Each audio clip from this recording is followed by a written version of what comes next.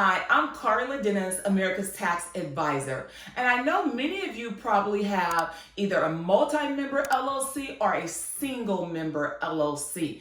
Did you know that there are differences between a multi-member LLC versus a single member LLC aside from the number of members? I want to tell you what those differences are because those differences can become very important.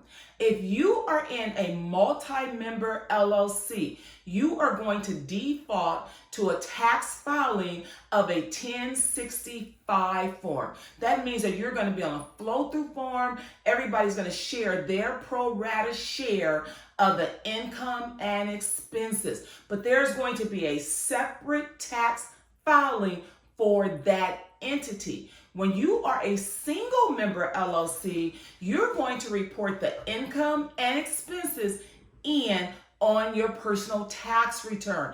And you are going to default to a Schedule C or perhaps a Schedule E if you are a single member LLC doing residential rental or rental property, period.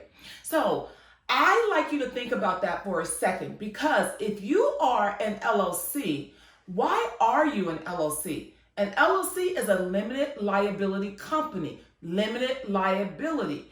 If you default to a single member LLC and you get yourself in a lawsuit or a slinky and they want to see the books and records and the tax return of the business, what will you have to give them as a single member LLC?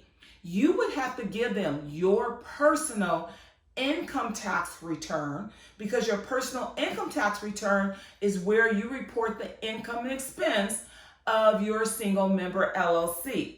When you are a multi-member LLC, you have your own tax form over here.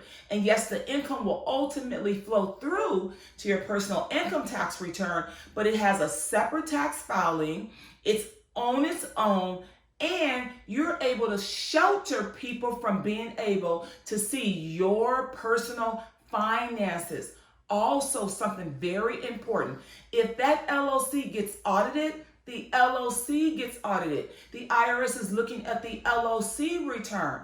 But if the LLC gets audited and it's inside your personal tax return, I wonder if your personal tax return is getting audited. I wonder if IRS is going to look at something as it pertains to your personal information.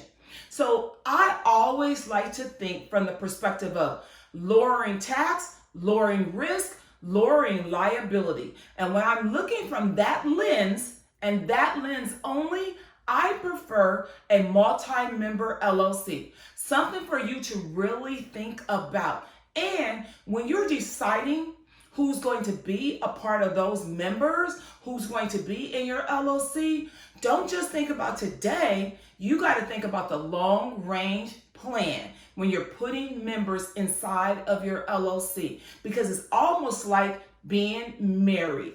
And that is an interesting scenario that you have to navigate in the event of audits and in the event of other things. So make sure that when you're deciding on a multi-member or a single member, that you look at some of those differences.